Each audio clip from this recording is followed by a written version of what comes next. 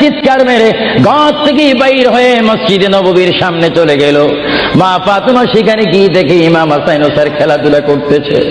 মা তার সন্তানকে ডাক দিচ্ছে, হাসান আর হুসাইন, তোমরা বুঝি এখানে তোমরা খেলাধুলা করতেছো?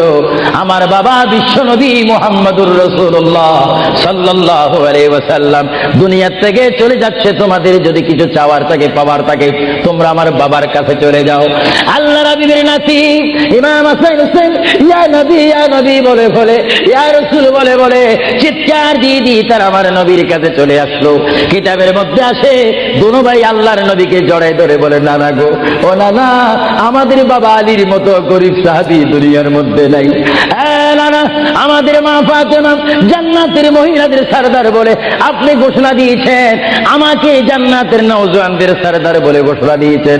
নানা গো, পৃথিবীর বুকে থাকতে হলে তো পেটের প্রয়োজন আছে, খিদার প্রয়োজন আছে। ও নানা, যখন দুনিয়ার মধ্যে খিদা পাইতো 3 দিন 4 দিন পর্যন্ত আমার মা গুনে চুলাতে আগুন দিতে পারতেন না। টাকা নাই, পয়সা নাই, চুলাতে পর্যন্ত আগুন জ্বলে না, পাথর বেঁধে বেঁধে আমরা রাত্রে ঘুমাইতাম। ইয়া রাসূলুল্লাহ, ইয়া হাবিবাল্লাহ, আপনার রহমতের চেহারার দিকে যখন নজর করতাম আমাদের পেটটা ভরে যাইতো, খিদার কথা আমরা ভুলিয়ে যাইতাম।